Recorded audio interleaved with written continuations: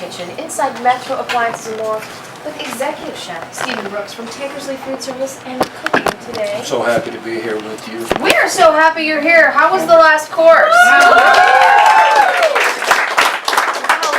Requests for cocktail recipes, so we're gonna have to talk about those at the end of the show. I will make sure you have those so we can post them. Yeah, it's no problem. This really has good been going ones. over rather well out there. It only gets better from here, Chef. I mean, it only gets better from here. Well, that's good because you're new to the Tasting Oklahoma family. I am. One of the things that we ask our guests frequently around here is, "That was great, but what have you done for me lately?" Yes, and we're gonna do it right now. Excellent. And so for this course, we're doing stuffed chicken.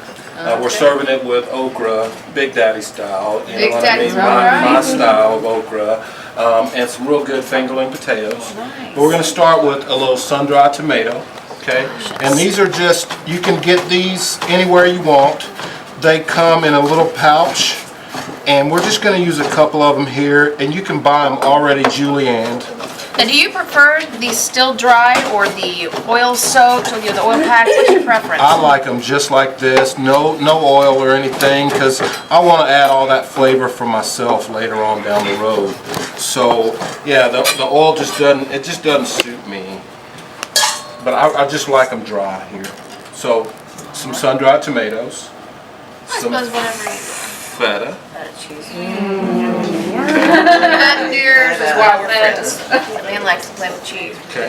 And keep it real simple with the stuffing. Okay, real simple.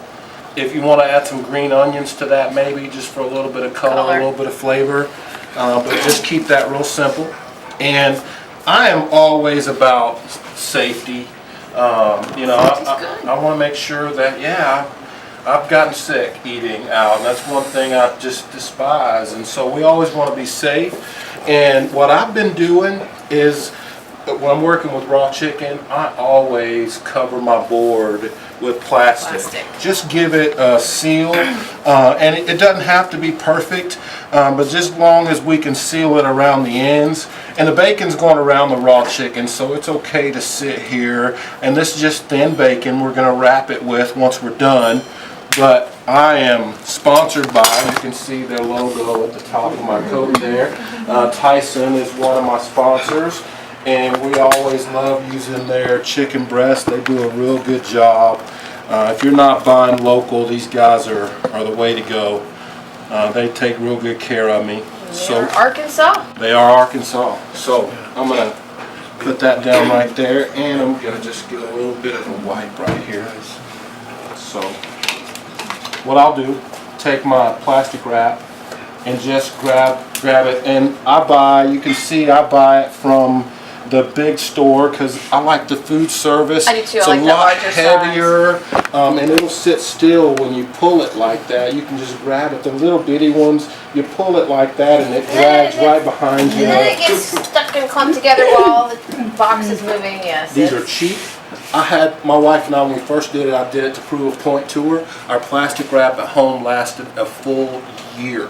A full year. So it was really worth the money. And it's not very expensive when you buy it like that. So I'll wrap it up real good, just like that. That way I can seal it. So when we take out our trusty mallet. It's just like Dexter, food show style. Yeah, there's no splatter. There's no chicken juice going about the kitchen. I appreciate the lack of chicken juice. Chicken juice is not good. The raw, it's just not good. So just take the mallet, and I like to start with the big, thick end of the chicken, the breast. I'm not trying to kill it. It's like when you're playing golf, the easier the better. Okay? But just make that thing bigger.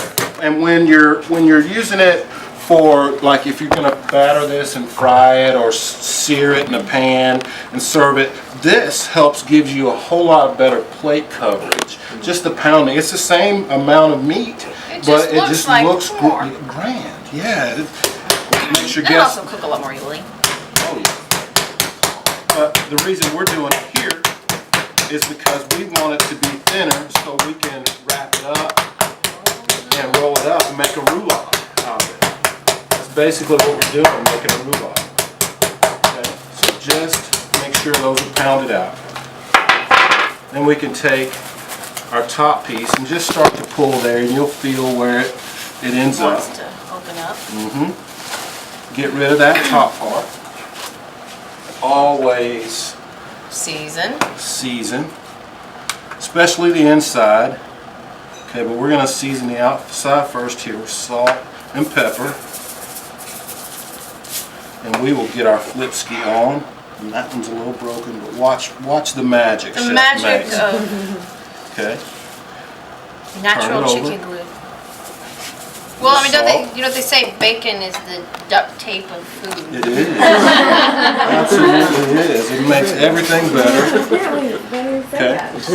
So we'll take our mix, our stuffing, That's pretty good. and pile it right on. Because what you're going to do is just get it and just take your hand and love on it. Press it in, basically. Get it as thin as you can. First ingredient, good food, is love. Okay. What I'm going to start to do is just roll it up as tight as I can. And this is the one that's broken, but it's going to come up right there with it. Okay. And we just patch it back together. And watch this.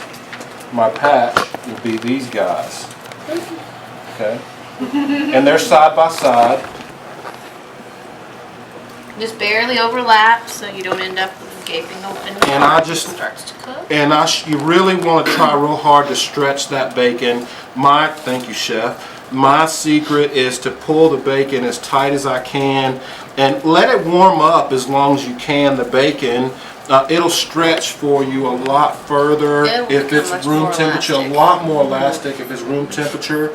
And it doesn't have to be a perfect thing, but man, a toothpick right in there.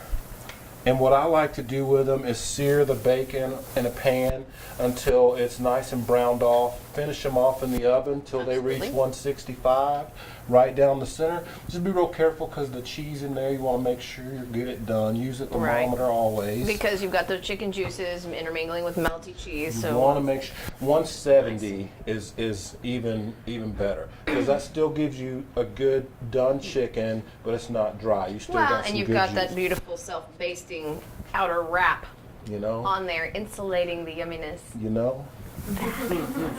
Yes.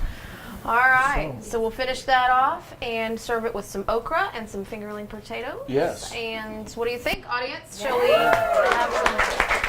I like it. That's looking really tasty, the done version. So stick around. We'll be right back with more Tasting Oklahoma. That's good.